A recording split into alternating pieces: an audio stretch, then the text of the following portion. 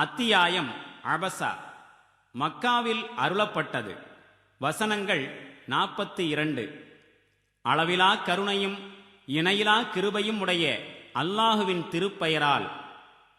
முகம் சுளித்தார், மேலும் புறக்கணித்தார். அந்த பார்வை இழந்தவர் அவரிடம் வந்ததற்காக. அவர் சீர்திருந்த கூடும் அல்லது அறிவுரைக்கு செவிசாய்க்க கூடும். அந்த அறிவுரை அவருக்கு பயனளித்திருக்கும் என்பது பற்றி உமக்கு தெரியுமா என்ன? எவன் அலட்சியம் செய்கின்றானோ அவன் பக்கம் நீர் கவனம் செலுத்துகின்றீர். அவன் திருந்தாவிட்டால் அதற்கு நீர் பொறுப்பாளியா என்ன? மேலும் எவர் இறைவனை அஞ்சியவராக உம்மிடம் விரைந்து வருகின்றாரோ அவரை குறித்து நீர் பாராமுகமாக இருந்து விடுகின்றீர். அவ்வாறன்று. நிச்சயமாக இது ஓர் அறிவுரையாகும். எவர் விரும்புகின்றாரோ அவர் அதனை ஏற்றுக்கொள்ளட்டும். இது கண்ணியமிக்க, உயர்வான, தூய்மையான ஏடுகளில் பொறிக்கப்பட்டுள்ளது.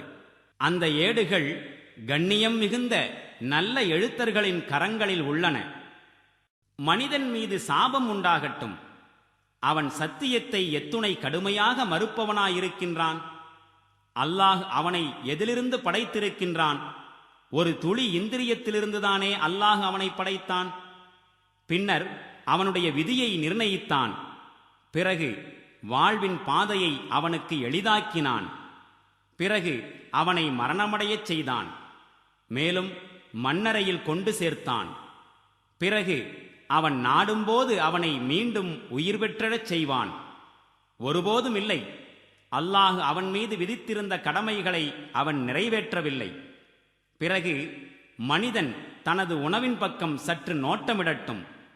நிச்சயமாக நாம் நீரை நிறைய பொழிந்தோம்.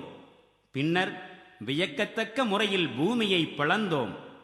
பிறகு அதில் தானியங்களையும் திராட்சைகளையும் காய்கறிகளையும் ஆலிவ் மற்றும் பேரீச்சை மரங்களையும் அடர்ந்த தோட்டங்களையும் விதவிதமான கனிகளையும் மற்றும் புற்பூண்டுகளையும் முளைக்கச் செய்தோம்.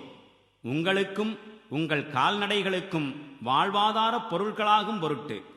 இறுதியில் காதை செவிடாக்கும் அந்த பேரோசை முழங்கும் போது அந்நாளில் தன் சகோதரனையும் தாயையும் தந்தையையும் தன்னுடைய மனைவியையும் குழந்தைகளையும் விட்டு மனிதன் வெருண்டோடுவான்.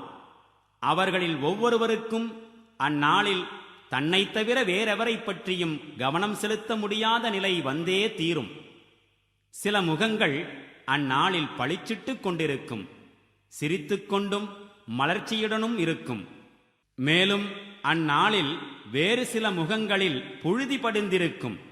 அவற்றில் இருளும் கருமையும் கப்பியிருக்கும். அவர்கள்தாம் நிராகரிப்பாளர்கள், தீயவர்கள்.